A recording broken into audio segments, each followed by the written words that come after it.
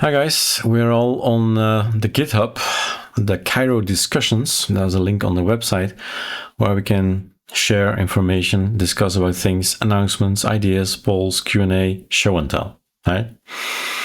Now, one of the things I've posted recently is the Kiro ISO is where I want it to be. Tell me what is missing, right? And because of it, and that's the thing, right? Interaction, because of that, Ctrl-Alt-E.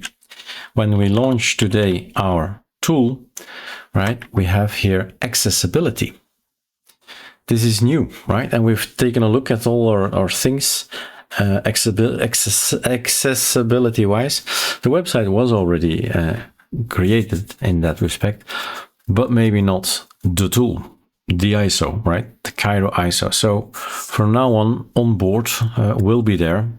By default, onboard, on-screen keyboard will be installed. And even if you today have a system, well, you get this in. And wherever we go, there's an ArchLinux Tweak Tool. Doesn't matter if we are on Kiro, right? Arch. So you have here the onboard tool that you can launch, install, or remove. The K magnifier or the Orca. And may it help you read things, right? Often this is probably more reading and listening, right? The reader, I've put it on. It does read what you're pointing at.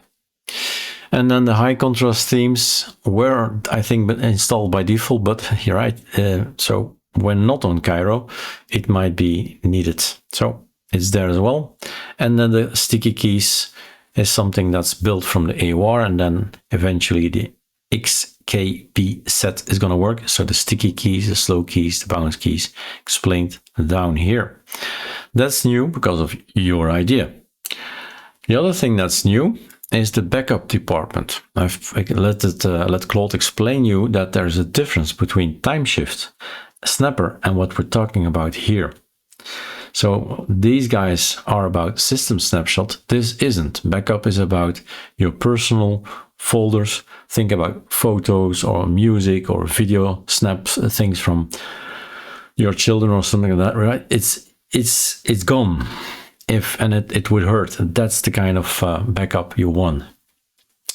And there are two things at this point in time. We made a search online, which was the best of them, and a user actually said, but these guys, so confirmed, I would say. And it doesn't really matter which one you choose. Our recommendation, use either one. This one looked a little bit less complex. And if you like more complexity, then Forta is your thing. Me personally, and that's also somewhere in here, the word cloud, right there. If you don't like cloud, I get it. But it's also another kind of backup where important things, which is just Linux stuff in my eyes, right, can have a place for a backup. They gave the aim for the 3-2-1 rule, 3 copies of your data on 2 kinds of media with one of them offsite, right? Who does that? But it's Claude. Let him tell him what the real proper thing to do is, and then we make up our own minds, right?